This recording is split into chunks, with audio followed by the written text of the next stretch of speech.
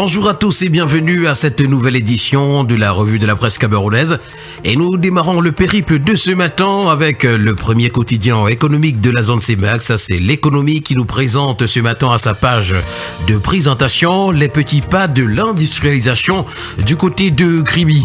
La diversité des entreprises présentes et celles qui s'installent dans la zone industrielle ou portuaire témoignent de la dynamique de développement en cours.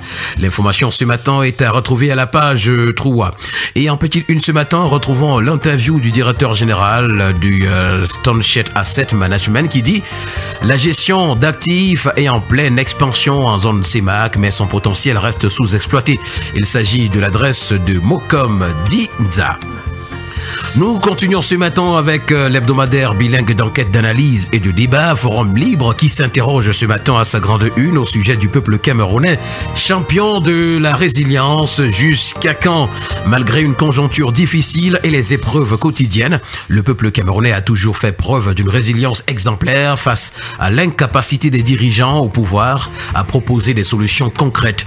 L'étonnant maintien en poste de plusieurs ministres, certains accumulant plus de 25 années de service au sein des gouvernements successifs, ainsi que l'équipe conduite par Joseph John Gouté depuis le 4 janvier 2019 peut laisser penser que le chef de l'État trouve satisfaction dans leur bilan. Monsieur le Président de la République, libérez votre peuple de cette stagnation. Martel pour nous ce matin, Forum Libre. D'ailleurs, retrouvons des pages 2 à 4, l'éditorial de Prince Aristide Gekam. Et puis rétrospective, Mindu 2024, mission bien exécutée par Célestine Ketia-Cortez. C'est l'information à retrouver aux pages 6 et 7. Avec le quotidien Mutation ce matin, on s'intéresse à la candidature de Paul Biya. Ballon d'essai crevé, c'est le titre qui nous est proposé ce matin par le journal.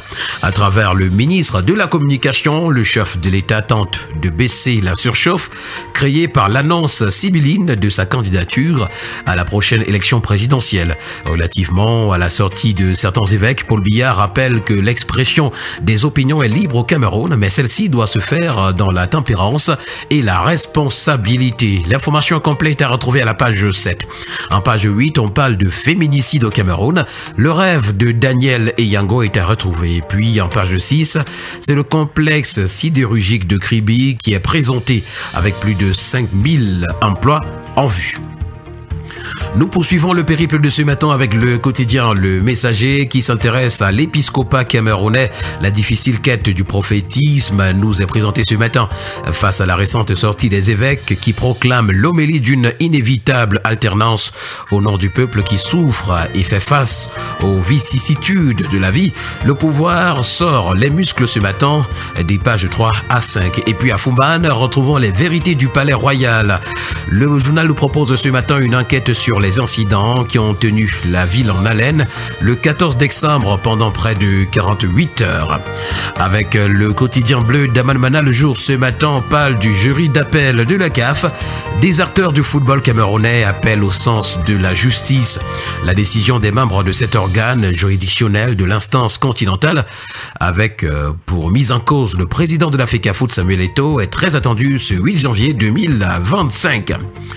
Ida Bato, déjà 100 jours en captivité du sous-préfet. Et puis contestation, la situation toujours tendue du côté de Kalfou.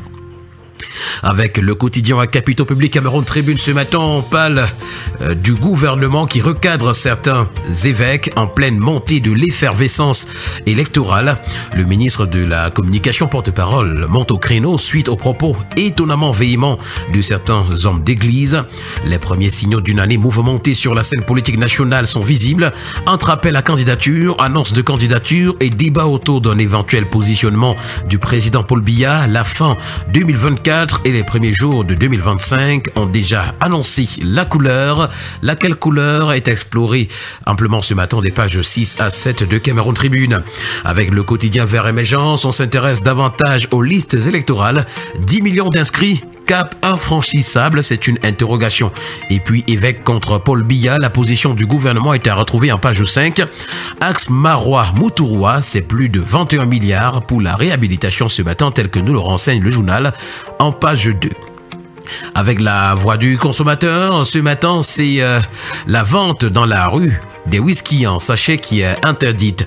Depuis le 2 janvier 2025, le préfet du Mayo-Danaï a signé un arrêté portant interdiction de la vente libre des alcools en sachet, de vin et autres boissons alcoolisées dans son unité de commandement afin de stopper les ravages sanitaires des dits produits au sein des populations au faible pouvoir d'achat.